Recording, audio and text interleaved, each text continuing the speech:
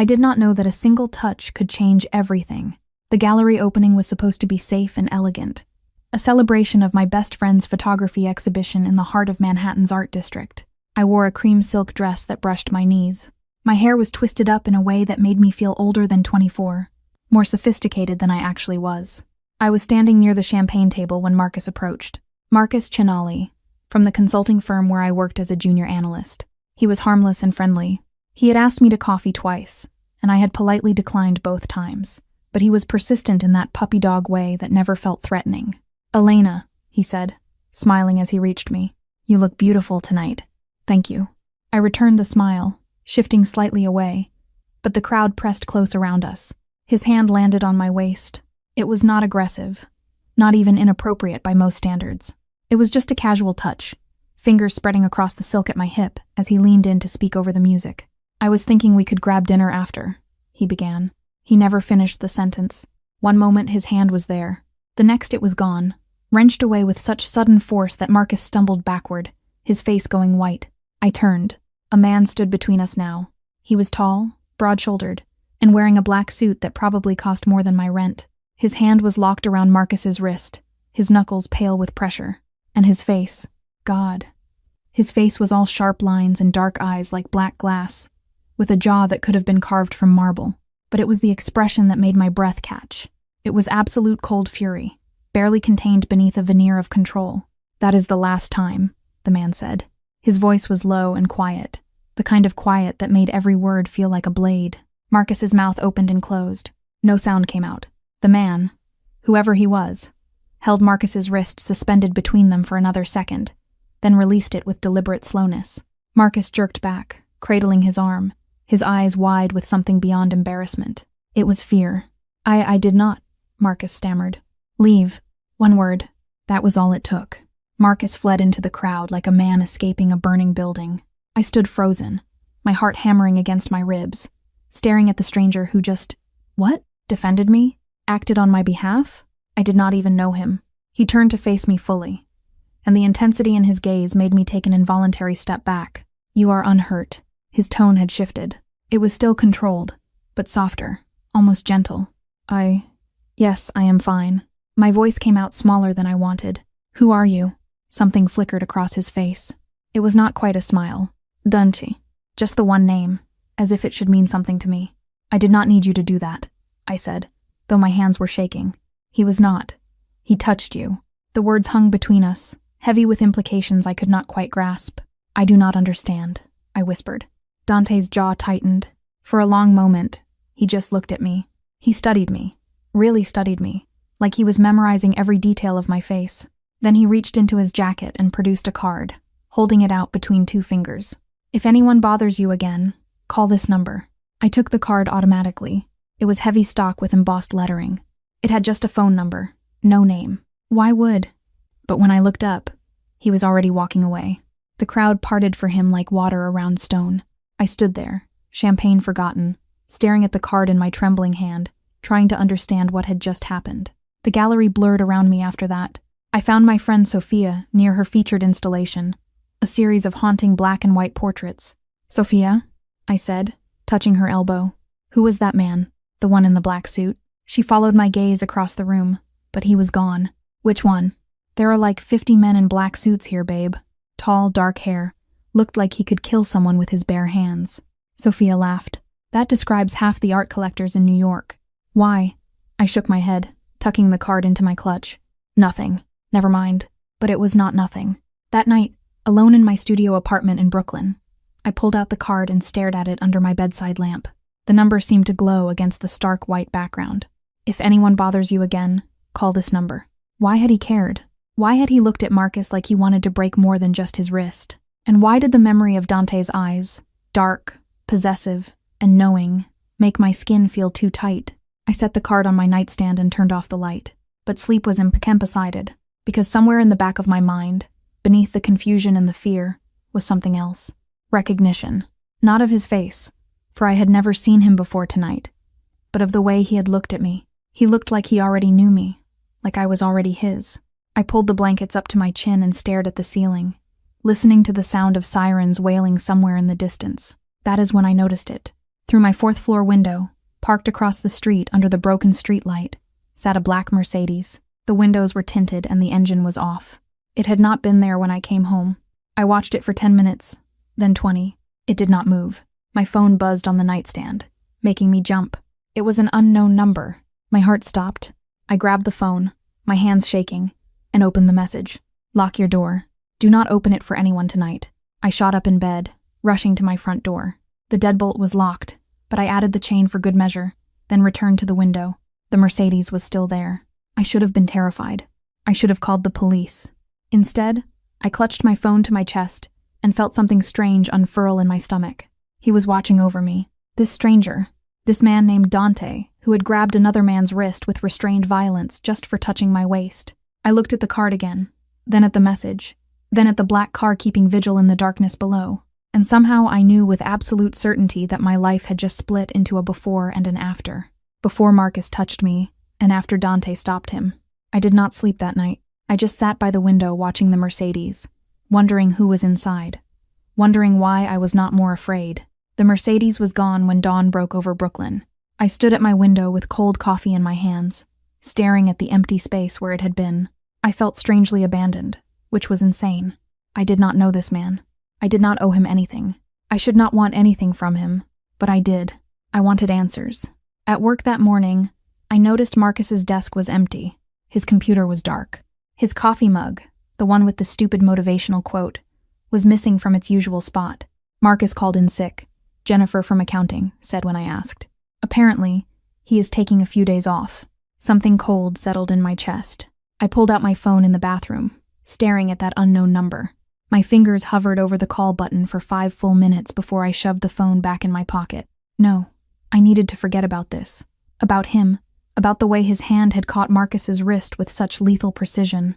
It was as if violence was a language he spoke fluently. But the card burned against my palm like a brand. 2 days passed. Normal days, safe days. I went to work, came home, ordered takeout, and watched the street below my window. There was no Mercedes. I told myself I was relieved. I was lying.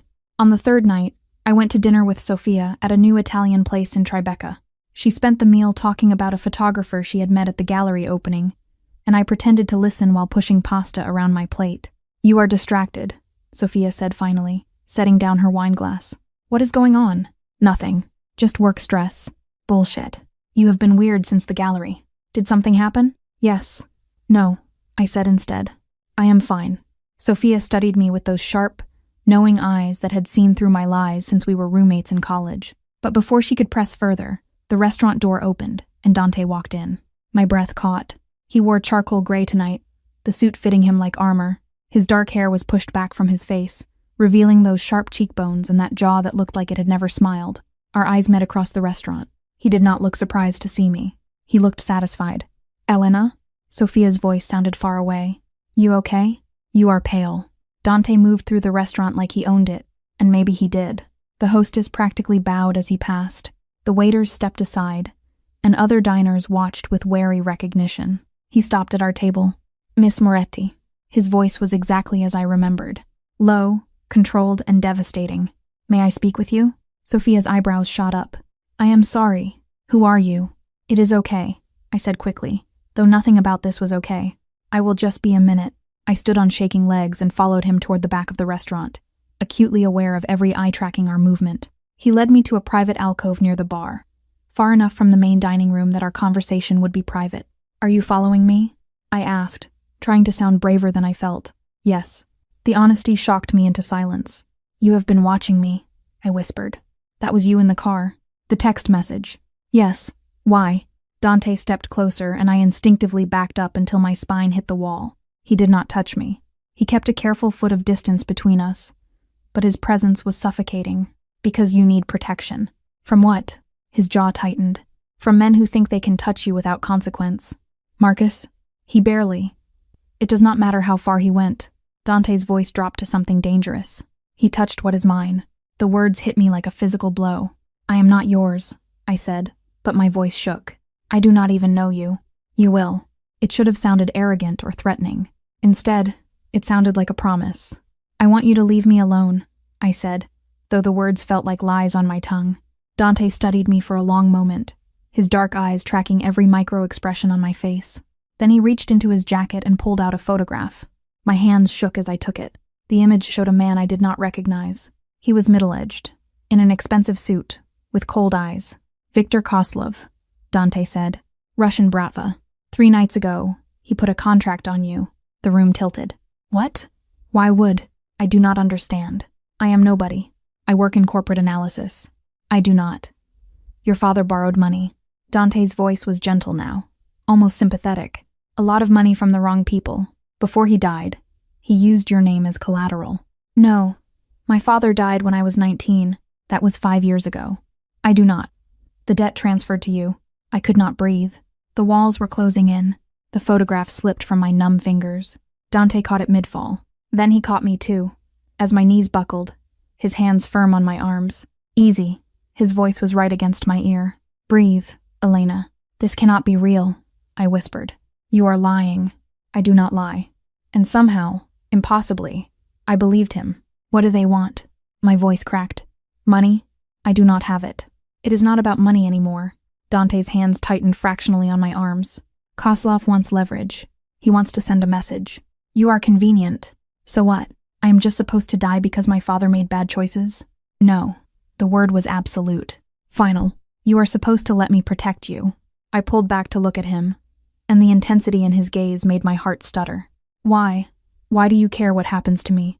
Dante's thumb brushed the inside of my wrist. It was so gentle it might have been accidental. But nothing about this man was accidental. "Because 3 months ago, I saw you at a coffee shop near your office," he said quietly. "You were reading a book, smiling at something on the page. The sun came through the window and caught your hair, and you looked." He paused, his jaw working. "You looked like something I did not deserve to want." My breath caught. "I had you investigated," he continued. "I should have been horrified, but I was too stunned to move. Background check, financial records, everything.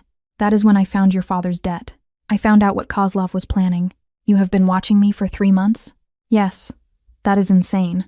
"Yes," he agreed. "But you are alive." I could not argue with that. "What are you?" I whispered. "Police? Private security?" Dante's smile was slight and humorless. "I am what men like Koslov fear in the dark. Elena, I am the thing that makes them check over their shoulders." Understanding dawned slowly, like ice water down my spine. "You are Mafia." He did not deny it. "And you want to what? Protect me? Own me? Both." The honesty was brutal and intoxicating.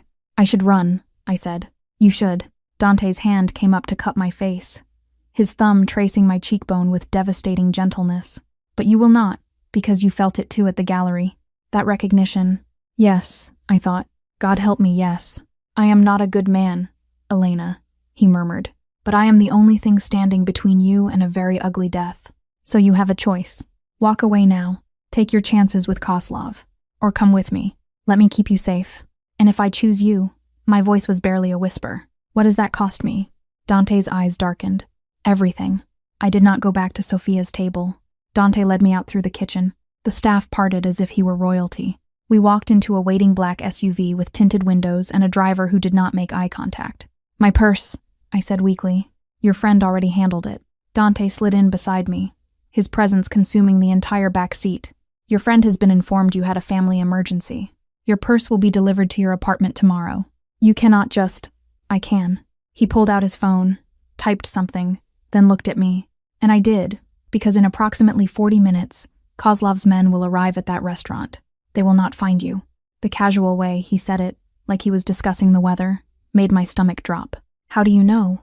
"Because I know how they think, how they hunt." Dante's jaw tightened. "And because I have someone inside their organization." The SUV moved through Manhattan traffic with smooth efficiency. Heading uptown, I watched the familiar streets give way to increasingly expensive neighborhoods until we crossed into the Upper East Side. "Where are we going?" "Somewhere safe." That was not an answer, but I was too overwhelmed to push. We pulled up to a building that looked like it belonged in a European capital, all limestone and wrought iron, with doormen in actual uniforms. It was the kind of place I had walked past 100 times and never imagined entering. Dante's hand found the small of my back as we exited the vehicle, guiding me forward with proprietary confidence. The touch should have annoyed me. Instead, I leaned into it. The penthouse elevator required a key. Of course it did. We rode up in silence, my reflection ghostly in the polished brass doors. I looked small next to him, fragile, like a rabbit standing beside a wolf. The elevator opened directly into an apartment that stole my breath.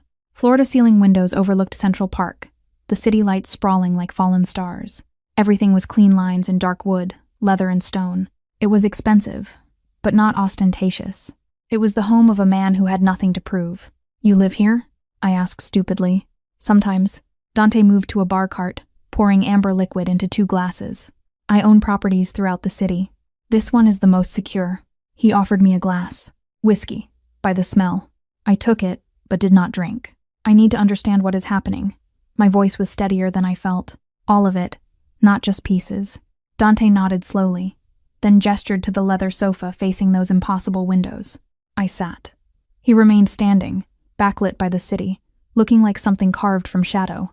"Your father, Robert Moretti, borrowed $2 million from a loan shark named Yuri Petrov 7 years ago," Dante began. "Petrov was a mid-level operator in the Kozlov organization. Your father could not pay. Petrov was going to kill him, but your father offered something more valuable." My hands tightened on the glass. "You were 19, in college, beautiful and innocent." Dante's voice was clinical, but his eyes were dark. "Your father told Petrov that if he would give him 2 years, he would deliver you as payment. As property." Bile rose in my throat. "My father would not. Your father was desperate and weak." There was no judgment in Dante's tone, just fact. "But he died in that car accident before the 2 years were up. The debt should have died with him." Kozlov decided differently. "Why?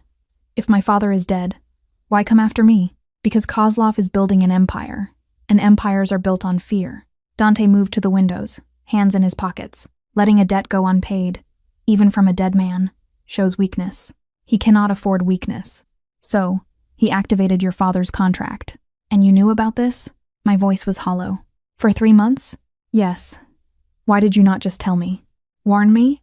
Dante turned to face me, and the expression on his face was almost gentle. "Would you have believed me? A stranger approaches you on the street, tells you the Russian Mafia wants to kidnap you because of a father who died 5 years ago?" He shook his head. "You would have thought I was insane. Called the police. Gone about your life until Kozlov's men grabbed you off the street. He was right. I hated that he was right. So you just watched me instead? I protected you." The distinction seemed important to him. "I had men on you 24 hours a day. I monitored your routes, your habits, your vulnerabilities. And when that idiot at the gallery touched you, He stopped abruptly, his jaw clenching. "You what?" I whispered. I lost control. The admission seemed to cost him. I should have been subtle. I should have waited. But seeing his hand on you, seeing you smile at him like... He turned away. I could not. The confession hung between us, heavy with implications I was not ready to examine. "What happens now?" I asked. "Now you stay here under my protection until I can negotiate with Kozlov or eliminate the threat entirely." "Eliminate?" I let the word sit there. "You mean kill him?" "If necessary." So casual, like discussing a business transaction. "And how long will that take? Days?" "Weeks at minimum. Possibly months." I stood abruptly, the whiskey sloshing in my glass. "I cannot just disappear for months. I have a job, an apartment, a life." "Elena," Dante's voice was patient. "You have a life because I am allowing you to have one. The moment you step outside my protection, you have approximately 6 hours before Kozlov finds you, and when he does, you will wish death was the worst thing he had planned." The calm delivery made it worse somehow. I moved to the windows, staring out at the city that suddenly felt like a cage. "So, I am a prisoner. You are protected. That is the same thing." "No." Dante moved behind me, close enough that I could feel his heat. "A prisoner has no choice. You chose to come with me. You did not exactly give me options. I gave you the only option that keeps you breathing." I turned to face him, and the proximity stole my breath. He was so close, close enough to see the faint scar above his left eyebrow, close enough to smell cedar and something darker. "I do not understand you," I whispered. "You say you saw me at a coffee shop, that you wanted me, but you are talking about killing people, about protecting me like I am some kind of possession. You are." His hand came up to cup my face, and I should have pulled away, but I could not move. "The moment I saw you, you became mine. I do not expect you to understand that, but you will learn. You are insane, probably." His thumb traced my lower lip and my breath hitched. "But I am also the only thing keeping you alive, Elena. So for now, you will stay here. You will accept my protection. And eventually, you will accept everything else." And if I refuse? Dante's smile was slight and dangerous. You will not. The confidence should have infuriated me. Instead, I felt something else. Something warm and terrifying unfurling in my chest. Because he was right. I would not refuse, and that scared me more than anything else. A woman appeared then, tall and severe, dressed in black. She emerged from a hallway I had not noticed. Mr. Dante, she said with a slight accent. The guest room is prepared. Thank you, Katya. Dante stepped back and I could breathe again. This is Katya. She manages this residence. Anything you need, ask her. Katya's smile was professional. Come, miss. I will show you to your room. I followed numbly, clutching my whiskey like a lifeline, acutely aware of Dante's eyes tracking my movement across the room. At the hallway entrance, I turned back. He stood, silhouetted against those massive windows, hands in his pockets, looking every inch the dangerous man he had claimed to be. Dante? Yes, thank you for telling me the truth. His expression softened fractionally. Get some rest, Elena. Tomorrow we discuss what comes next. I nodded and let Katya lead me away, but I felt his gaze on me until the bedroom door closed and I was finally, blessedly alone. I set down the whiskey with shaking hands and sank onto the bed. It was massive, covered in silk sheets that probably cost more than my monthly salary. And then finally, I let myself cry. For my father's betrayal, for the life I just lost, and for the terrifying, impossible pull I felt toward a man who had claimed me like property. A man whose darkness should have repelled me, but did not. I woke to sunlight streaming through unfamiliar windows, and for a blissful moment thought it had all been a nightmare. Then I saw the clothes laid out on the chair. Designer labels. Exactly my size. Reality crashed back. Katya appeared with coffee and a soft smile. Mr. Dante thought you might prefer breakfast in your room this morning. Where is he? Business meeting. He will return this afternoon. She set the tray on the bedside table. He asked me to give you a tour, help you settle in. Settling in implied a permanence I was not ready to accept, but I drank the coffee. It was perfect somehow. I let Katya show me around the penthouse. There were 3 bedrooms, 4 bathrooms, a kitchen that looked like something from a magazine, and a library with first editions I was afraid to touch. Everywhere were subtle signs of Dante's presence. A book on the coffee table, bookmarked halfway through, reading glasses on a desk, a jacket draped over a chair. He lived here. This was not just a safe house. How long have you worked for him? I asked as we returned to the main living area. Katya considered the question. 8 years. He saved my family from a very bad situation in Moscow. I owe him my life. The reverence in her voice was absolute. What does he do exactly? I know he is involved in things, but what things? Katya's expression shuddered. That is not my story to tell, miss. But I will say this. Mr. Dante is a good man in a world that often punishes goodness. What he does to protect those who cannot protect themselves. It sounded like propaganda, like something she had been told to say, but she believed it. I could see that much. The day stretched endlessly. I tried to read but could not focus. I tried to watch television. Everything felt surreal. My phone, delivered by Katya, along with my purse, showed 17 missed calls from Sophia and a string of increasingly worried texts. Sophia, are you okay? What happened? Sophia Elena, answer me or I am calling the police. Sophia, your apartment door was locked from the outside. What is going on? I stared at that last message for a long time before typing a response. Me, I am safe. Family emergency. Had to leave town suddenly. I am sorry I worried you. I will explain everything when I can. It felt like a lie and the truth simultaneously. Sophia's response came immediately. Sophia, this is sketchy as hell, but okay. Call me when you can actually talk. I set the phone down and moved to those massive windows, staring out at the city below. People were moving through their normal lives, going to work, meeting friends, living without armed guards, and death threats. I wanted that life back. Did I not? Dante returned as the sun was setting, painting the city in shades of amber and gold. I heard the elevator and the low murmur of voices. Katya was greeting him, and then his footsteps approached the living room where I sat, curled on the sofa, pretending to read. Elena, his voice was softer than I expected.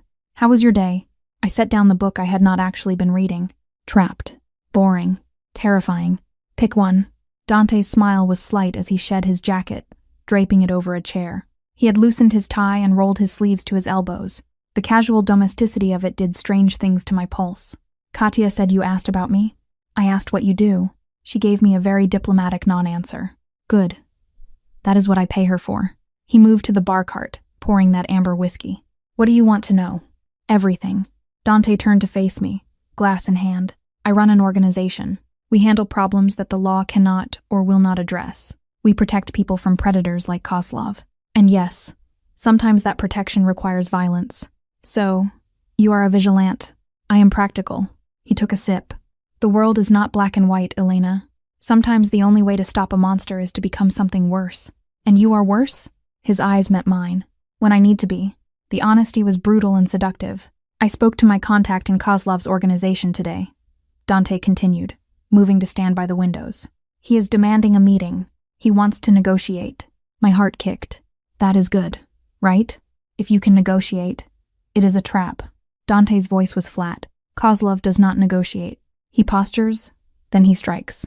He wants to see if I am serious about protecting you. See if there is a weakness he can exploit. And is there? Dante looked at me over his shoulder, and the intensity in his gaze made me shiver. Yes, you. The admission hung between us. Then why protect me? I stood, moving toward him without thinking. If I make you weak, if I am a liability. Because some things are worth the risk. He said it so simply, like it was obvious. You do not know me, I whispered.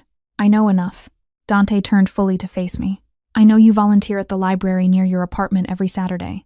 I know you eat the same lunch 4 days a week, because you are careful with money. I know you talk to your plants and cry at commercials and you are afraid of storms, but you pretend not to be.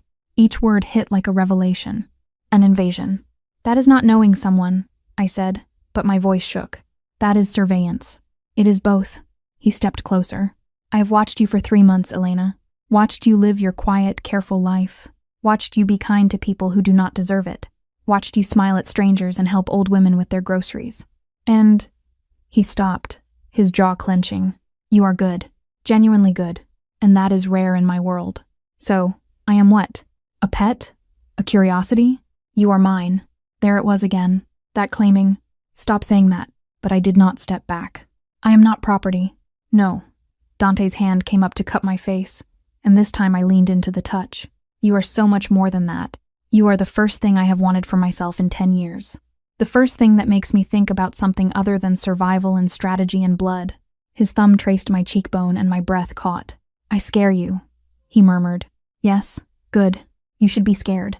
Because I meant what I said, Elena. You are mine now, and I protect what is mine with everything I have. Even if I do not want to be protected, even then, it should have been a threat. Instead, it felt like a promise. What if I want to leave? I whispered. Dawn's expression did not change. Then I will let you go. Put you on a plane to anywhere in the world you want. Give you enough money to start over. And then I will spend every day afterward wondering if Kozlov found you. Wondering if you are scared, if you are hurt, or if I should have locked you in this apartment and refused to let you make that choice. That is not fair. No, but it is honest. I stared up at him, at this impossible man who had upended my entire life, and felt something shift inside me. Fear, yes, but also something else. Trust. I did not understand it. I did not want to examine it too closely, but it was there. I need time, I said finally. Time to process all of this. Time to figure out what I want. You have time. Dante's hand dropped from my face, leaving a cold emptiness behind. But Elena? Yes. Do not take too long. Kozlov will not wait forever, and neither will I. That night, I lay in the massive bed and stared at the ceiling, listening to the muffled sounds of the city below. Somewhere in this penthouse, Dante was sleeping or working, or doing whatever dangerous men did in the dark hours. I should have been planning my escape. Instead, I was wondering what it would feel like to surrender, to let this man, this stranger who knew me better than I knew myself, take control, to stop fighting and just fall. The thought terrified me almost as much as the realization that part of me wanted to. 3 days passed in the gilded cage. 3 days of Dante leaving before I woke and returning after sunset. 3 days of Katya's quiet efficiency and gourmet meals I barely tasted. 3 days of staring out windows and feeling like a ghost haunting someone else's life. On the 4th day, I broke. I need to leave this apartment, I told Dante over dinner. It was the first meal we had shared since I arrived, even just for an hour. A walk, coffee, something. He set down his fork with deliberate precision. Too dangerous. I will go insane if I stay here any longer. Better insane than dead. The casual delivery made me want to throw something. You cannot keep me locked up forever, I said, my voice rising. This is not protection. It is imprisonment. It is both. Dante's expression did not change, and it is temporary. How temporary? You said weeks, possibly months. That is not temporary. It is necessary. I stood abruptly, the chair scraping against the hardwood. I did not ask for any of this. I did not ask for my father's debts or your protection or... My voice cracked. I just want my life back. Something flickered across Dante's face. It was not quite sympathy, but it was close. Your life disappeared the moment your father signed that contract, he said quietly. I am trying to give you a new one. I do not want a new one. I want to go back to your studio apartment and your 60-hour work weeks and your careful, small existence. He stood, moving around the table. That life was an illusion, Elena. You were already being hunted, already marked. You just did not know it yet. The truth of it hit like a slap. Then what am I supposed to do? I whispered. Just accept this? Accept you? Dante's jaw tightened. For a long moment, he just looked at me. He really looked, as if he were seeing past my anger to the fear beneath. Then he did something unexpected. He compromised. Tomorrow night, he said, I am attending a charity gala at the plaza. You will come with me. My breath caught. You just said it is too dangerous. It is controlled danger. Hundreds of witnesses. Security everywhere. Kozlov will not risk a public spectacle. Dante's hand came up to cut my cheek. You need this. I understand that. So, we will go. But you stay by my side the entire time. No wandering. No bathroom trips alone. Agreed? It was barely freedom, but it was something. Agreed. The next evening, Katya arrived with a dress that probably cost more than my monthly rent. It was emerald silk that hugged my curves before flowing to the floor. The neckline was modest but devastating, the fabric whispering against my skin like a secret. Mr. Dante selected it himself, Katya said with a knowing smile as she helped with my hair. She styled it in loose waves that fell past my shoulders. It was elegant without being formal. I stared at myself in the mirror and barely recognized the woman looking back. She looked sophisticated and expensive, like she belonged on Dante's arm. The gala was exactly what I expected. Manhattan's elite in their finest, champagne flowing, a string quartet playing something classical and vaguely melancholy. But it was the man beside me who stole my breath. Dante in a tuxedo was devastating. He was all sharp lines and restrained power, his dark hair perfect, his presence commanding every room he entered. And the way he looked at me, possessive, proud and hungry, made my skin feel too tight. His hand never left the small of my back as we moved through the crowd. It was not controlling, but constant. A reminder. You are mine. People noticed. Of course they noticed. I saw the speculative glances, the whispered conversations behind champagne flutes. Women looked at me with envy or pity, I could not tell which. Men looked at Dante with fear barely concealed behind polite smiles. Who are all these people? I whispered as we approached a group near the silent auction tables. Politicians, businessmen, people who think power comes from money and connections. Dante's voice was low, meant only for me. They are wrong. What does power come from? He looked down at me, and the intensity in his gaze made my breath catch. Fear, loyalty, the willingness to do what others will not. Before I could respond, a man approached. He was silver-haired, in an expensive suit, with a smile that did not reach his eyes. Dunch, I did not expect to see you here. The words were friendly. The tone was not. Councilman Burke. Dante's voice cooled. Still pretending to serve the public interest? Burke's smile tightened. And still making accusations you cannot prove? His eyes slid to me. Who is your lovely companion? Dante's hand on my back pressed slightly firmer. None of your concern. The dismissal was absolute. Burke's face reddened, but he retreated with a stiff nod. What was that about? I asked. Burke takes money from Kozlov. He helps smooth over police investigations. He is part of the reason your father's debt was allowed to continue unchallenged. Dante guided me toward the bar. He is also the reason I cannot simply eliminate Kozlov without significant political fallout. The casual mention of elimination should have bothered me more than it did. This world you live in, I said quietly, it is complicated. It is necessary. Dante ordered 2 glasses of champagne, then turned to face me fully. The law does not work, Elena. It is too slow, too corrupted. Sometimes the only justice is the kind you make yourself. I wanted to argue, wanted to say there had to be another way, but standing in a room full of people who turned blind eyes to suffering for profit, I was not sure I could. We danced. I do not know who suggested it. Maybe no one did. Maybe Dante just pulled me onto the floor because he could, because his hand belonged on my waist and his eyes belonged on my face. The quartet played something slow and aching. You are good at this, I said as he moved us through the other couples with easy grace. I was taught young. My mother believed in old-fashioned skills. Something pained crossed his face. She has been gone 15 years. It was the first personal thing he had shared. A crack in the armor. I am sorry. Do not be. She died knowing I would survive. That is all she wanted. I wanted to ask more about her, about his childhood, about how a boy becomes a man like this, but the moment felt too fragile. Instead, I let him hold me. I let myself feel safe in the circle of his arms, surrounded by strangers who would destroy me without a second thought if they knew who I was. Dante's hand slid from my waist to the small of my back, pulling me fractionally closer. It was not inappropriate, but it was intimate. You are beautiful tonight, he murmured against my hair. My breath caught. You clean up nice yourself. His chest vibrated with quiet laughter. It was the first time I had heard him genuinely amused. I meant what I said. Elena, that first night. You are the first thing I have wanted for myself in a decade. His hand tightened on mine. I do not know if that makes me selfish or human, but it is true.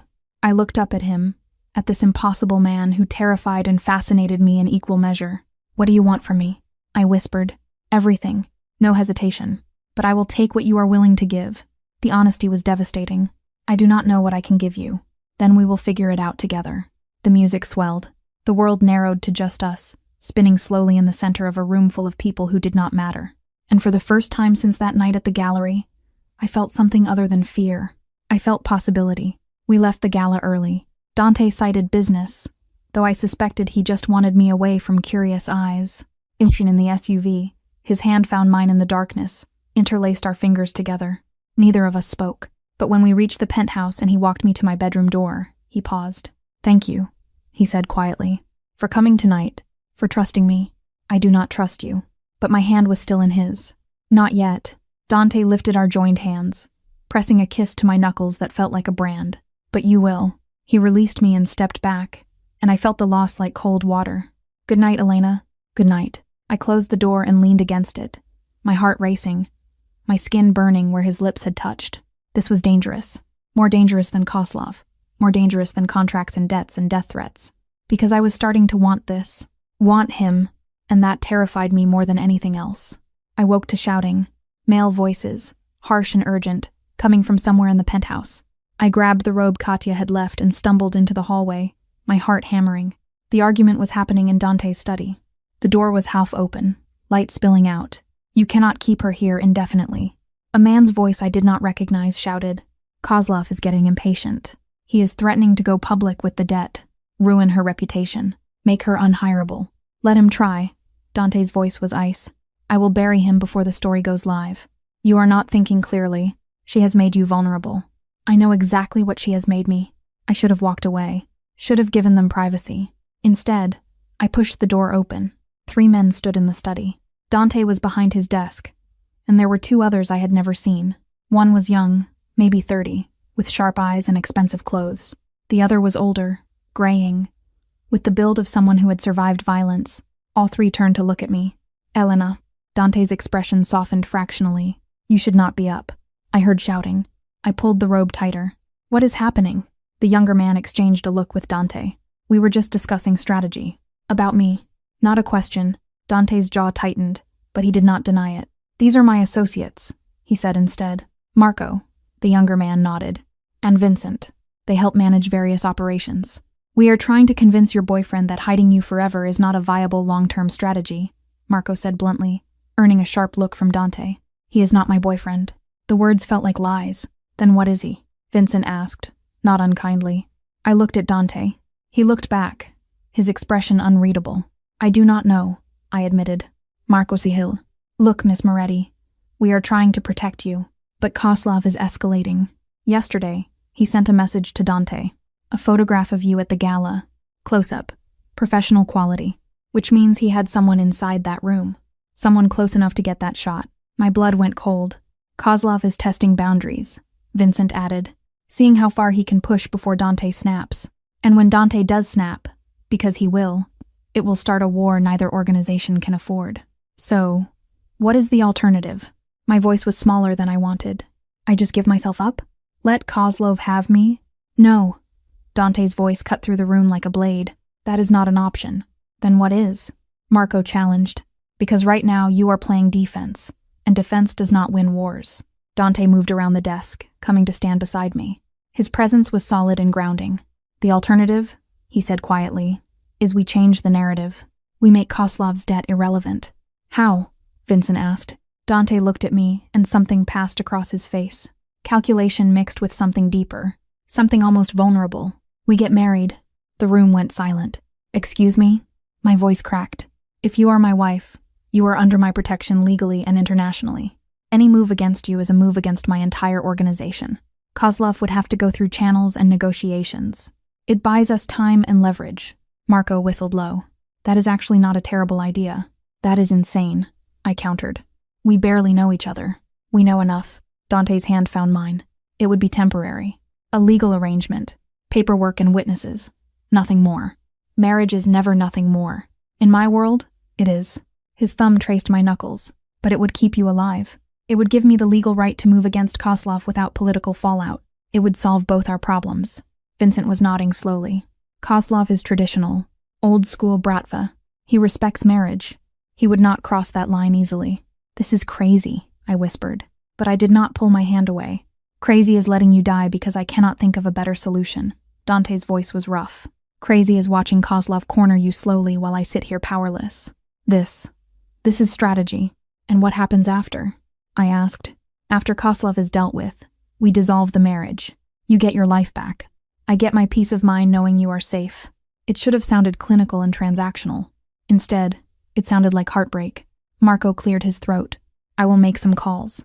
Get the paperwork started. We can have a private ceremony within 48 hours if we push. Do it, Dante said, not taking his eyes off me. Marco and Vincent filed out, leaving us alone in the study. You cannot just decide this, I said, but the protest felt weak. I am not deciding. I am offering. Dante stepped closer, cupping my face with both hands. You want your life back. I want you alive. This accomplishes both. But if you say no, if you cannot do this, I will find another way, even if it means letting you go. You said you would not let me go. I lead. His smile was bitter. I would let you go if it meant you survived, even if it destroyed me. The confession stole my breath. Why? I whispered. Why do you care this much? Because I have spent 10 years building walls, Elena. Being the thing people fear. Living in darkness because that is where I am useful. His thumb traced my cheekbone. And then I saw you, laughing at something on a page, looking like light made flesh. And for the first time in a decade, I wanted something other than survival. Tears burned my eyes. That is not fair. No, but it is true. I should have said no. I should have run. I should have chosen freedom over this impossible, dangerous man. Instead, I said, 48 hours. Hope flickered across Dante's face. 48 hours. We sign papers. You wear a ring, and I use every resource I have to end this threat permanently. And then you decide. If you want to stay, if you want to go, if you want. He stopped, his jaw clenching. If you want anything more than a legal arrangement. My heart was racing. My hands were shaking. Every logical part of my brain was screaming that this was madness. But the illogical part, the part that had felt recognition at that gallery, that had leaned into his touch, that had danced with him and felt safe. That part was whispering something different. Okay, I breathed. Okay, I will do it. Dante's eyes closed briefly, as if I had just granted him a reprieve from execution. Thank you. Do not thank me yet. I pulled back, wrapping my arms around myself. We do not know if this will work. If Koslov will respect it, it will work. Absolute certainty. Because I will make it work. The next 2 days were a blur. Paperwork appeared. Lawyers I never met. A marriage license obtained through channels I did not want to examine. Katya arrived with another dress. It was simpler than the gala gown, but elegant, made of cream, lace, and silk. It was beautiful without being bridal. It is not a real wedding, I told her as she pinned my hair. Katya met my eyes in the mirror. Is it not? I did not have an answer. The ceremony happened in Dante's penthouse. It was just Marco and Vincent as witnesses, and an officiant who asked no questions and accepted a cash payment. Dante wore black. Of course he did. I wore cream and carried a single white rose that someone, probably Katya, had left on my dresser. The words were standard, legal, and impersonal. But when Dante slid the ring onto my finger, white gold, simple and elegant, his hand shook just slightly, just enough that I noticed. You may kiss the bride. Dante looked at me, a question in his eyes. I nodded. His kiss was gentle and reverent. It was nothing like the claiming I had expected. It was just his lips on mine, soft and careful, like I was something precious. When he pulled back, His forehead rested against mine. "Thank you," he whispered, so quiet only I could hear. "For trusting me. Do not make me regret it." "I will not." It felt like a vow more binding than anything the officiant had said. That night, I stood in my bedroom, now legally married to a man I had known less than 2 weeks, and stared at the ring on my finger. Mrs. Elena Dante. No. He had never told me his last name. I was Mrs. Elena. What? I laughed, slightly hysterical. A knock came at the door. "Come in." Dante entered. He was still wearing his suit pants and white shirt, his tie discarded. He looked younger like this, more human. "I wanted to check on you." He stopped in the doorway, maintaining a careful distance. "Make sure you are okay. I married a man whose last name I do not even know." A slight smile. "Caruso. Dante Caruso. Mrs. Caruso." I tested the words. They felt foreign. That is going to take getting used to. "You do not have to use it." "Not really. This is just paperwork." But the way he said it, as if the words hurt, told me he wanted it to be more. "Elena, you should rest." He stepped back. "Tomorrow we send word to Kozlov. Let him know the situation has changed. Let him decide his next move. And if he does not care, if he comes anyway," Dante's expression hardened, "then I will show him exactly why people fear my name." Kozlov's response came 3 days later. I was reading in the library when Dante found me, his face carved from stone. "He wants a meeting tonight." Neutral ground. My book fell from numb fingers. "What did you say?" I said yes. Dante moved to the window, hands in his pockets. "It is what we have been waiting for. A chance to negotiate face to face. Or a chance for him to kill you. Possibly. So casual. But I will have Marco and Vincent, armed security, and I will be prepared. Then I am coming with you." "Absolutely not." I stood, crossing to him. "I am the reason for this meeting. I should be there. You are the reason I cannot afford distractions." Dante turned, cupping my face. "If you are there, all I will think about is keeping you safe. I need to be focused and cold. I cannot be those things if I am worried about you. So, I just wait here? Wonder if you are coming back?" His jaw tightened. "Yes. That is not fair." "No. But it is necessary." We stared at each other, wills clashing silently. Finally, I looked away. "Fine. But Dante?" "Yes. Come back to me." Something shifted in his expression, surprise mixed with something deeper. "Always," he promised. He left at 8 o'clock. I watched from the window as the SUV pulled away. Dante's dark form was visible in the back seat, with Marco and Vincent in a second vehicle behind. Then they were gone, swallowed by Manhattan traffic. Katya brought tea I did not drink. She offered dinner I could not eat. Finally, she left me alone in the living room as the city lights blazed outside. Hours crawled past. 9, 10, 11. My phone stayed silent. At midnight, I started pacing, every worst-case scenario playing on loop. Kozlov betraying the truce. Dante bleeding out in some warehouse. Me trapped in this penthouse forever, waiting for news that would never come. At 1 o'clock in the morning, I heard the elevator. I ran. Dante stepped out and my heart stopped. There was blood on his white shirt, split knuckles, and a cut above his eyebrow. But he was alive. Oh God. I rushed forward, my hands hovering over the blood, afraid to touch. "What happened? Are you?" "It is not mine." His voice was rough and exhausted. "Most of it, anyway." "Most?" Kozlov brought twice the agreed security. Things got tense. Dante caught my hands. "But he agreed to a settlement. You are free, Elena. The debt is cleared." The words did not register immediately. "Free?" A tired smile. "It cost me a significant amount of money and 3 territory concessions. But it is done. He will sign the paperwork tomorrow. You are safe." I should have felt relieved, ecstatic. Instead, I felt hollow. "So, I can leave?" "Not a question." Dante's smile faded. "Yes, if that is what you want. And the marriage? We will have it annulled quietly. You will get a settlement. Enough to start over wherever you want." He had thought of everything. He had planned for every contingency, except the one where I did not want to leave. "What if—" I stopped, the words catching in my throat. "What if what?" Dante asked gently. "What if I do not want an annulment?" The silence that followed was deafening. Dante stared at me, as if I had spoken a foreign language. "Elena, I know this started as strategy, as protection, but these past 2 weeks, I forced myself to meet his eyes. I have seen you, Dante. Not just the dangerous parts, but the gentle parts, too. The way you look at me. The way you have never once forced anything. The way you—" "Do not." His voice was strained. "Do not say things you do not mean just because you are grateful.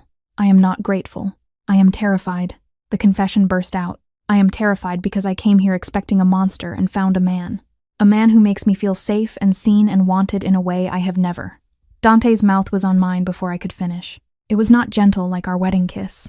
It was desperate and hungry, his hands cupping my face as if I might disappear, his body pressing mine back against the wall behind me.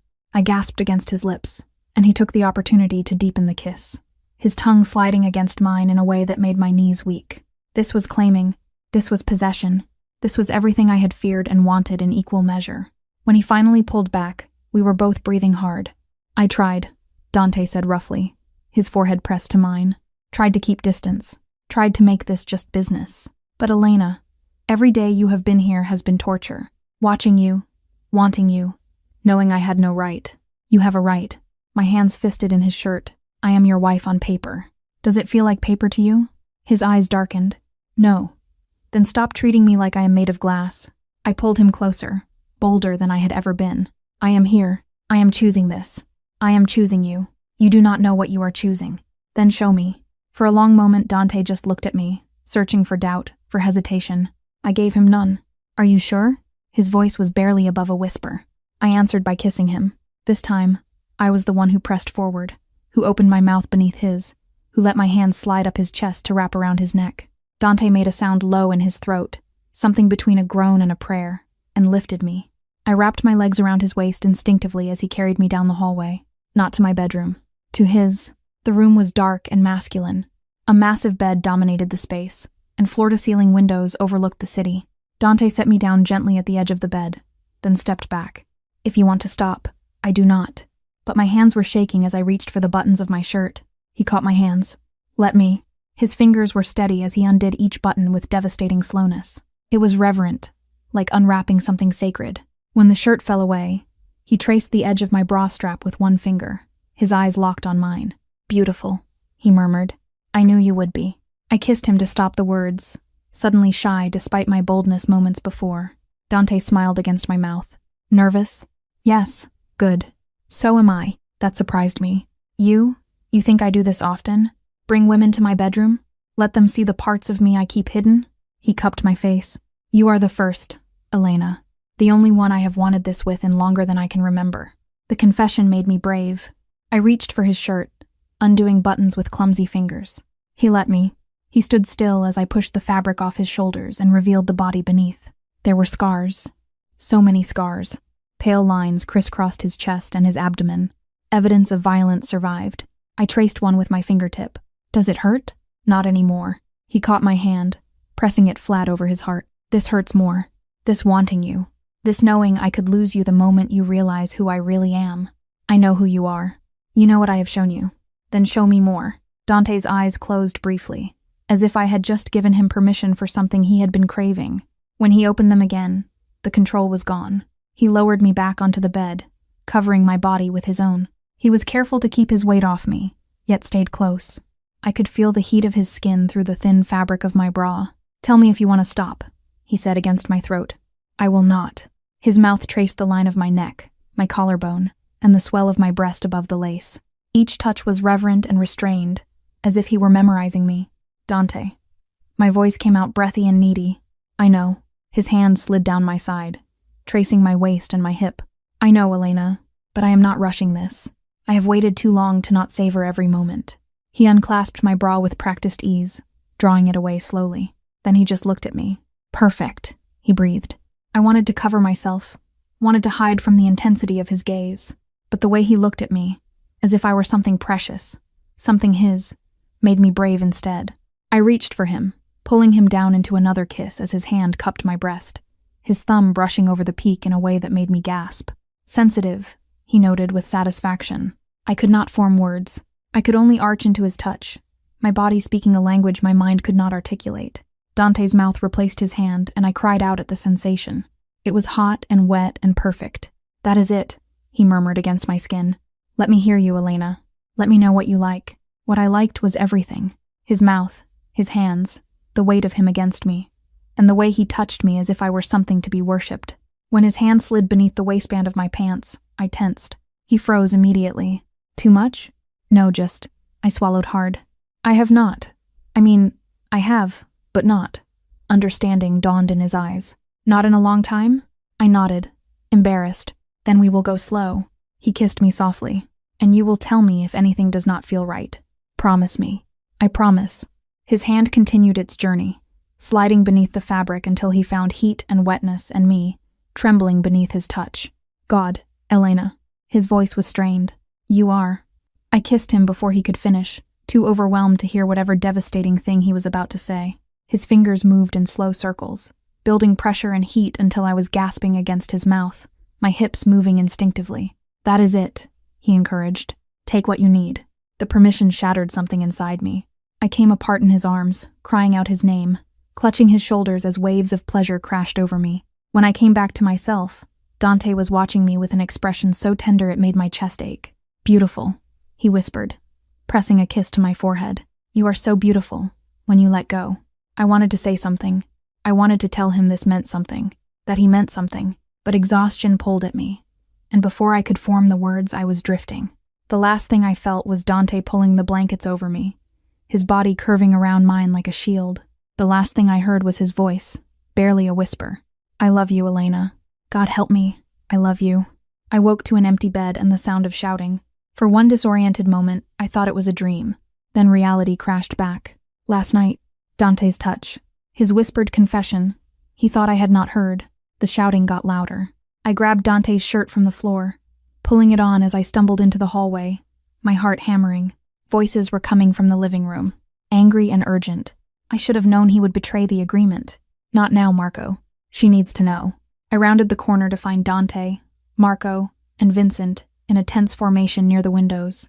Dante was on the phone, his face carved from granite. All three turned when I entered. Elena. Dante ended the call. Go back to the bedroom. What is happening? Nothing you need to worry about. Kozlov broke the agreement, Marco said bluntly, ignoring Dante's sharp look. The paperwork he signed yesterday was forged. He is claiming the debt still stands, and demanding Elena be turned over by midnight tonight, or he will declare open war. The floor tilted. What? I looked at Dante. But you said... I know what I said. His voice was tight with barely controlled fury. I was wrong. Kozlov played us. He used the meeting to learn our weaknesses and our security protocols. The money I paid him is already distributed to his men as bonuses. He never intended to honor the agreement. Vincent moved to stand by the window, scanning the street below. We have maybe 6 hours before he makes his move. We need to relocate her somewhere he cannot reach. No, Dante's voice was absolute. We are done running. You cannot seriously be considering. I am not considering anything. Dante's eyes met mine across the room. I am ending this tonight. Marco swore. That is suicide. Even with our full organization, Kozlov has double the manpower. You cannot. Watch me. The cold certainty in his voice made my blood freeze. Dante. No. I crossed to him, grabbing his arm. You cannot just. There has to be another way. There isn't. He cupped my face gently, the tenderness at odds with the violence in his eyes. I should have done this from the start. I should not have tried to negotiate with a man who only understands bloodshed. You will be killed, possibly, but I will take him with me, and then you will be safe. I do not want to be safe. The words burst out louder than intended. Not if it costs your life. Something shifted in Dante's expression. Elena, I heard you last night. What you said when you thought I was asleep. My voice cracked. And I feel it too. I do not understand it. I do not know if it is real or just trauma bonding or... He kissed me hard and claiming. When he pulled back, his forehead rested against mine. It is real, he said roughly. And that is why I am ending this. Because I cannot. I will not live in a world where you are always in danger, where men like Kozlov think they can own you. So yes, I am going to war. And yes, I might die. But you will be free, Elena. Truly free. What if I do not want freedom without you? Marco cleared his throat. We will give you 2 a minute. He and Vincent retreated, leaving us alone in the devastated morning light. You do not mean that, Dante said quietly. Yes, I do. I gripped his shirt. I know this is insane. I know we barely know each other. But last night, I swallowed hard. Last night felt like the first honest thing I have done in years. And I am not ready to give that up. You might not have a choice. Then let me help. Let me be part of this. Absolutely not. Dante's voice was firm. You are the one good thing in my life, Elena. The one pure thing. I am not dragging you into bloodshed. You already did. The moment you grabbed Marcus's wrist, The moment you decided I was yours, I forced him to look at me. So stop trying to protect me from choices I have already made. For a long moment, he just stared at me. Then something broke behind his eyes. If I do this, he said slowly, if I bring you into this fight, you stay with Marco and Vincent. You do not engage. You do not put yourself at risk. Agreed? It was not what I wanted, but it was something. Agreed. The warehouse was in Brooklyn. It was neutral territory, or as neutral as anything could be in a war between crime families. Dante had called in reinforcements. 15 men I had never seen, all armed, all wearing the same expression of cold readiness. I sat in the back of an armored SUV with Marco, watching through tinted windows as Dante gave orders. He had changed into tactical gear, black and utilitarian, but he still moved with that same predatory grace. He is good at this, Marco said quietly. Leadership, strategy. Most bosses just bark orders. Dante makes people want to follow him. How long have you worked for him? 6 years. He saved my sister from a trafficking ring. Marco's voice was matter-of-fact. Killed 8 men to get her out. Did not ask for anything in return. So when he offered me a job, I said yes. I watched Dante through the window. This man who had killed for strangers, who had upended his entire life to protect me. He really loves you. You know, Marco added. I have never seen him like this. Reckless. Emotional. It is terrifying. I am sorry. Do not be. Marco smiled slightly. Humanity looks good on him. A knock on the window made me jump. It was Vincent, gesturing for Marco to step out. They spoke in low tones I could not hear. Then Marco was back, his expression grim. Kozlov is here early. My heart stopped. What does that mean? It means he is confident. Thinks he has already won. Marco checked his weapon. Stay in the car. No matter what happens, Vincent will stay with you. But Marco was already gone, moving to join Dante's formation. Vincent slid into the driver's seat, meeting my eyes in the rearview mirror. It will be okay, Mrs. Caruso. I wanted to believe him. Through the window, I watched Kozlov arrive with his own convoy. A dozen SUVs, maybe 30 men. We were outnumbered. The two groups faced each other across the empty warehouse floor like armies at dawn. Dante stepped forward. So did Kozlov. He was older, silver-haired, wearing a suit that probably cost more than most people's cars. They spoke. They were too far away for me to hear. Then Kozlov laughed and pulled a gun. No. I lunged forward, but Vincent caught my arm. Do not! On the warehouse floor, chaos erupted. Gunfire. Shouts. Bodies moving with lethal precision. I could not breathe. Could not think. I could only watch in horror as Dante moved through the violence like a dancer. Disarming one man, shooting another, moving with a grace that was terrible and beautiful.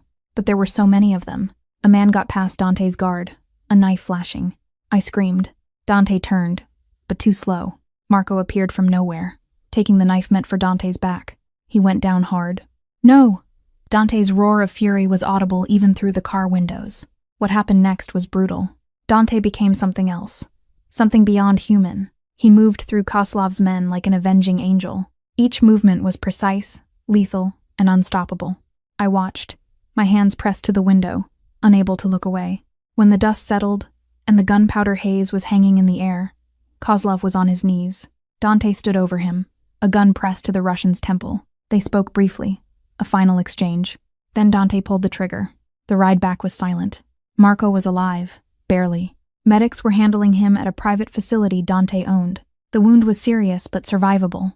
Kozlov was dead, and his organization was in shambles. The war was over. But Dante sat across from me in the SUV with blood on his hands, literal blood, and said nothing. When we reached the penthouse, he started to walk past me toward his study. I caught his arm. Do not. My voice cracked. Do not shut me out. Not after everything. You saw what I am, Elena. His voice was hollow. What I am capable of. You should be running. I am not running. I turned him to face me. I am staying because I meant what I said. I love you. His eyes closed, as if the words caused pain. You love an idea of me. Not. I love the man who held me gently while planning violence. I love the man who killed for his friend, who built something terrifying and good simultaneously. I cupped his blood-stained hand. I love all of it, Dante. The darkness and the light. When he opened his eyes, they were wet. I do not deserve you. Probably not. I smiled through tears. But you have me anyway. He kissed me then. Desperate, broken, and whole. And I kissed him back, tasting salt and copper and love.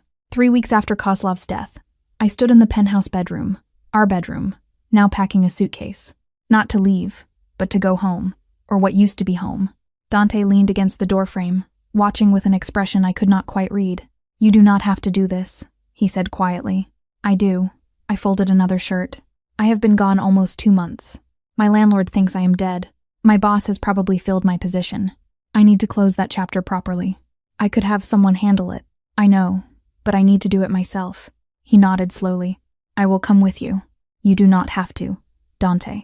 He moved into the room, catching my hand.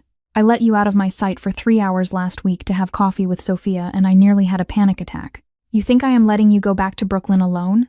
Despite everything, I smiled. Overprotective much? Unapologetically. He pressed a kiss to my knuckles. You are stuck with me now, Mrs. Caruso. The name still felt surreal, but good. We had made it legal. Really legal. Not just paperwork for protection. We had a quiet ceremony 2 weeks ago with just Marco, who was recovering and grumpy about his stitches, and Vincent as witnesses. Katya had cried. I had cried. Dante had looked at me as if I had just given him the world. My studio apartment looked smaller than I remembered. Dust covered everything. Mail was piled up behind the door. Mostly bills and junk. The plants I talked to were brown and dead. Evidence of a life interrupted. Dante stood in the center of the tiny space, looking impossibly out of place among my thrift store furniture and clearance rack decorations. This is where you lived? There was no judgment in his voice. Just curiosity. This is where I survived, I corrected, running my hand along the kitchen counter. There is a difference. I started sorting through belongings. What to keep, what to donate, what to throw away. Most of it felt like it belonged to someone else now. That careful, quiet girl who had lived here, who had measured every decision, who had never taken risks, and who had been so damn small. She was gone. In her place was someone I barely recognized. Someone married to a dangerous man. Someone who had watched violence and chosen love anyway. Someone brave. What are you thinking? Dante asked, coming to stand behind me. That I do not know who I am anymore. I turned to face him, and that maybe that is okay. His hand cupped my cheek. You are still you, Elena. Just more. Louder. Braver. Or maybe just crazier. I leaned into his touch. Normal people do not fall in love with mafia bosses. Good thing you are not normal then. We boxed up the essentials. Photos, books, and a few sentimental items. The rest I would donate or leave for the next tenant. As I was taping up the final box, my phone rang. Sophia, I answered with trepidation. Hey yourself, stranger. Sophia's voice was sharp.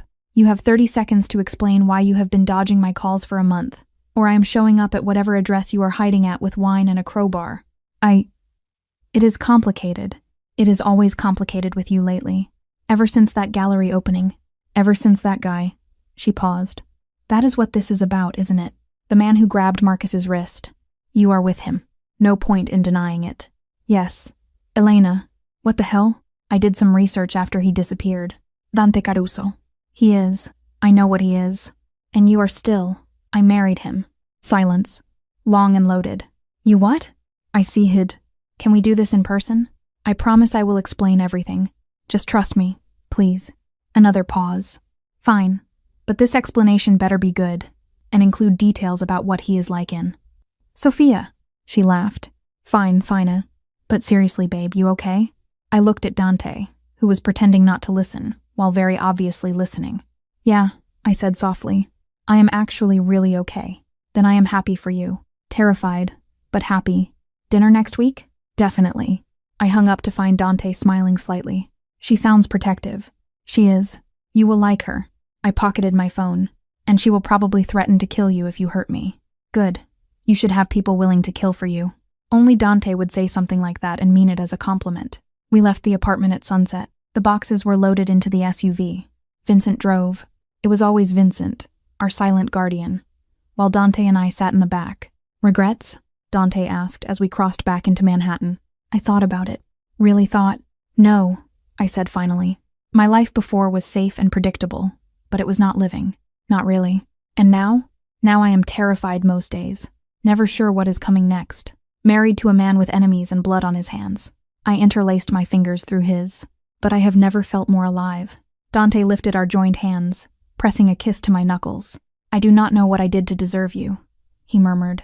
You grabbed a man's wrist and said, that is the last time. I smiled at the memory. And you meant it. You meant it so completely that you upended both our lives to keep me safe. I would do it again. I know. We rode in comfortable silence for a while, watching the city lights blur past. Elena, if you ever want to go back to that quiet life, that safety, tell me. I will find a way. I will. Dante. I turned to face him fully. I chose you. Not just once, but every day. I choose you. The danger, the darkness, all of it. Because you are worth it. His eyes were suspiciously bright. I love you, he said roughly. More than I have words for. I love you too. I leaned in, kissing him softly. My dangerous, impossible man. He smiled against my lips. Your husband? Yes, that too. Back at the penthouse, we carried boxes up together, despite Dante's insistence that he could have someone do it. As I unpacked books onto the shelf that was now our shelf, in the home that was now our home, something settled in my chest. Peace, not the absence of danger. Dante's world would always carry risk and shadows, but there was peace in knowing I had chosen this. I had chosen him. I had chosen to be brave instead of safe. Marco stopped by later that evening. He was moving gingerly, but healing well. He took one look at my boxes scattered around the living room and grinned. Welcome home, Mrs. Caruso. The name still made my heart flutter. Thanks, Marco. Fair warning, Dante is already talking about getting you a security detail for when he is not around. Vincent and I drew straws. I lost. I laughed. I do not need a babysitter. Tell that to your husband. He is convinced you are going to get kidnapped every time you leave the building. He is not wrong to worry, Dante said, emerging from his study. Elena has a talent for attracting danger. I do not. You married me. That is literally courting danger. But he was smiling. Marco excused himself, citing physical therapy, and Dante pulled me into his arms. Happy? He asked. I looked around the penthouse at my books on his shelves, my clothes in his closet, and my life tangled irrevocably with his. Yeah, I said. I really am. Good. He kissed my forehead. Because you are stuck with me now. I thought we established that already. It bears repeating. His hand slid to my waist, his thumb tracing patterns through my shirt. Every day for the rest of our lives, if necessary. I pulled back to look at him. The rest of our lives? That is a long time. Not nearly long enough, Dante murmured. And when he kissed me, deep and slow and full of promise, I believed him. 6 months later, we were in one of Dante's upscale Italian restaurants in Midtown. It was the kind of place where politicians and businessmen brokered deals over wine that cost more than my old monthly rent. I sat in the back office reviewing financial reports, my stylus moving across the tablet as I flagged discrepancies. It turned out I was good at this. The business side of Dante's operations, the legitimate side, anyway.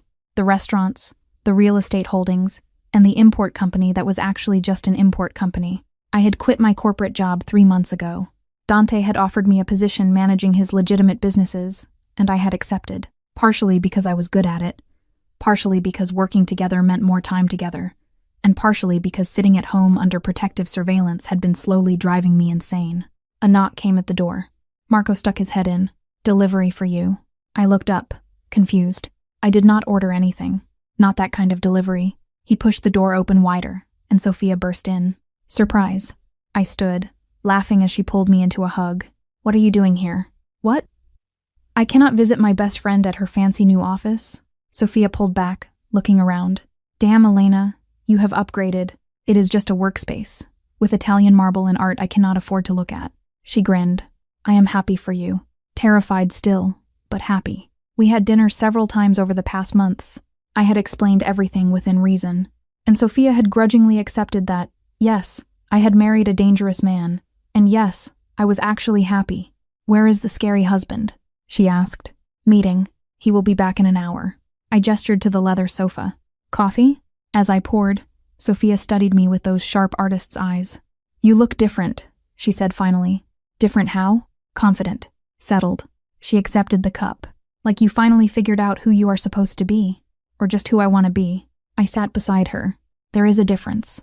Either way, it is good. You were always so careful before. Like you were afraid to take up space. I was. The admission came easily now. I spent my whole life trying to be small, invisible, and safe. And now I am married to the most visible man in certain circles. Safety is not an option, so I might as well be brave instead. Sophia smiled. He is good for you, even if he is terrifying. He is not that terrifying, Sophia. Elena. He walked into the restaurant last month for our dinner and 3 men literally left their meals half-eaten to get away from him. Fair point. Okay. He is a little terrifying, I conceded. But not to me. That is love, babe. Sophia sipped her coffee. Or insanity. Sometimes it is hard to tell the difference. Dante returned an hour later as promised. He greeted Sophia with polite warmth, the dangerous edges carefully tucked away. But I saw how his hand found the small of my back immediately. I saw how his body angled toward mine, even while making conversation. Possessive, protective, and mine. After Sophia left, Dante pulled me into his lap in the office chair, burying his face in my neck. Long meeting? I asked, running my fingers through his hair. Tedious meeting. His breath was warm against my skin. Burke was there, still trying to position himself as an ally now that Kozlov is gone. And I do not trust him. Never will. Dante pulled back to look at me, but I smiled and played politics because that is what is required. You hate that part. I tolerate it for you. For this, he gestured vaguely at the office. The legitimate businesses. Building something that is not just blood and shadows. I cupped his face. You are allowed to want normal things, you know. Nothing about my life is normal. Especially not my wife. But he was smiling. Hey! He kissed the protest away and I melted into it. 6 months, and the heat between us had not dimmed. If anything, it had grown stronger. When we finally broke apart, his forehead rested against mine. I have something to tell you, he said quietly. My stomach dropped. That sounds ominous. Not bad, just complicated. Dante pulled back. Seriously, you remember Kozlov's second command, Alexei Volkov, the one who disappeared after the warehouse? He did not disappear. He went underground to rebuild. Dante's jaw tightened. My sources say he is planning something. Retaliation for Kozlov's death. The peace I had felt shattered. So it is not over? It is never completely over, Elena. Dante's hand found mine. There will always be someone. Another threat. Another challenge. That is the world I live in. The world you married into. I should have been scared. I should have regretted every choice that led me here. Instead, I felt resolve. Then we deal with it, I said firmly. Together. You do not have to. Yes, I do. We are partners, Dante. In everything. That includes the dangerous parts. He studied me for a long moment, then nodded. Together, he agreed. But Elena, you stay out of the line of fire. That is non-negotiable. I can live with that. That night, we lay in bed, city lights painting patterns on the ceiling. Do you ever regret it? Dante asked into the darkness. Choosing this life? I thought about my answer, really considered it. Sometimes I miss the simplicity, I admitted. I miss not checking for threats every time I leave the building. I miss not worrying about whether someone might use me to hurt you. But I do not miss who I was. That scared, small girl living half a life. I turned to face him. You woke something up in me, Dante. Something brave and reckless and alive. And I am not willing to go back to sleep just because it is safer. His hand found my face in the darkness, his thumb tracing my cheekbone. I do not deserve you. Stop saying that. It is true. No. I caught his hand, pressing it against my heart. You see the worst parts of yourself and think, that is all you are. But I see the man who saved Katya's family, who protected Marco's sister, who has built legitimate businesses that employ hundreds of people, who loves me so completely, it terrifies you. It does terrify me. The confession was raw. Loving you, knowing you could be taken from me, used against me. But I am selfish enough to keep you anyway. I smiled in the darkness. Good. Because I am not going anywhere. We lay in silence for a while, his heartbeat steady beneath my palm. Don't? Whatever comes next, with Volkov or anyone else, we face it together. Promise me you will not try to protect me by shutting me out. His arm tightened around me. I promised to try. But Elena, if it comes down to your safety or keeping you informed, I am choosing safety every time. That is not non-negotiable. But his voice was gentle. You are the best thing in my life. I am not losing you. Not to Volkov. Not to anyone. I wanted to argue, to demand equal partnership in all things. But the fierce protectiveness in his voice stopped me. Because I felt it too. That same desperate need to keep him safe, even if it meant making impossible choices. Okay, I whispered finally. But you have to promise me something in return. Anything. If it comes down to choosing between your life and mine, you choose yours. Elena, promise me, Dunci. Promise me you will not sacrifice yourself to save me because I cannot. My voice cracked. I cannot survive in a world without you anymore. His silence stretched long enough that I thought he might refuse. Then, I promise I will try to keep us both alive. It was not the answer I wanted, but it was honest. I had learned to value his honesty above everything else. I love you. I said into the darkness. I love you too. He pressed a kiss to my forehead. More than anything. More than is probably wise. Wisdom is overrated. His quiet laugh rumbled through his chest. You have corrupted me completely, Mrs. Caruso. Good. I snuggled closer. That was the plan all along. I fell asleep wrapped in his arms. I was safe in the knowledge that tomorrow would bring new challenges and new threats, but also new moments, new memories, and new reasons to be brave. Because this life, dangerous, unpredictable, and terrifying, was mine. It was ours, and I would not trade it for anything, not even the promise of safety, because some things were worth the risk. For this, Dante Caruso, my impossible, dangerous, beautiful man, he was worth everything. 3 years later, the nursery was painted soft gray with white accents. It was a compromise between my desire for color and Dante's insistence on sophistication. I stood at the window, my hand resting on my swollen belly, watching the sun set over Manhattan. Behind me, Dante was assembling a crib with Vincent's help. Or rather, he was arguing with Vincent about the correct way to assemble a crib, while Marco watched and made unhelpful comments. I am telling you, that piece goes there. The instructions clearly state. Instructions are suggestions. I smiled, turning away from the window. Boys, if you break my daughter's crib, I am breaking you. All 3 men immediately settled down. Dante looked up from the scattered pieces, his hair disheveled. How are you feeling? Like I am smuggling a watermelon. I waddled over. There was no dignified way to describe pregnancy movement. But happy. His hand found my belly, pressing gently where our daughter was currently practicing her kickboxing routine. She is strong, he murmured. She is violent. Wonder where she gets that from. Marco snorted. Vincent coughed to cover a laugh. Dante just smiled. She will need to be strong. Being a Caruso comes with complications. That was an understatement.